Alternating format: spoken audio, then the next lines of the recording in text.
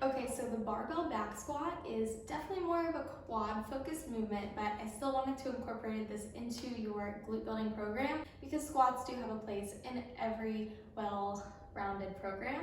You will feel more quads, but your glutes are still involved, especially at the bottom part of the movement. So when you come down to 90 degrees, they're being the most stretched right here. Okay, so you actually don't need to at the top, you really don't need to overextend your hips.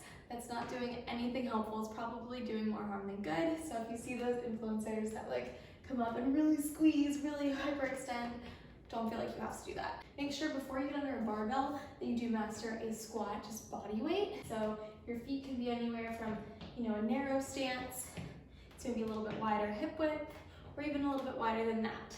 Okay, whatever is comfortable and what works for your body. It all depends on how long your femurs are, your mobility, etc. So play around, see what works best for you, film yourself, look at yourself in the mirror. You're looking for a few things. You want to make sure your knees don't valgus, which is cave in. If that happens, you might have really tight hips, okay? Inner thighs, outer thighs, so make sure that especially inner thighs, you're stretching those out. Outer thighs might be a little weak, so your gluteus medius, we might have to start really honing in on working the gluteus medius, which we're doing, so don't worry about that. But that's something that just over time you should be able to correct. And if nothing else, put a band on above your knees, and that should help just reinforce the pushing the knees out over the toes the entire time. So just normal body weight squat, come down to about 90 degrees, sending the hips back. Weight is not just on the heels, although most people cue it that way. Weight should be through all four corners of your feet.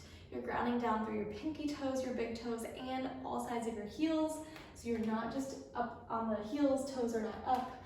You're going to press through all four corners and then come down. You'll feel much more balanced and stable. Okay, let's get under the barbell.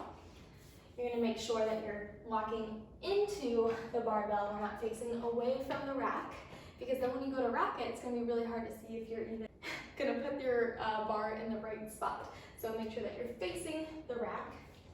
You line yourself up in the middle of the bar, come under it.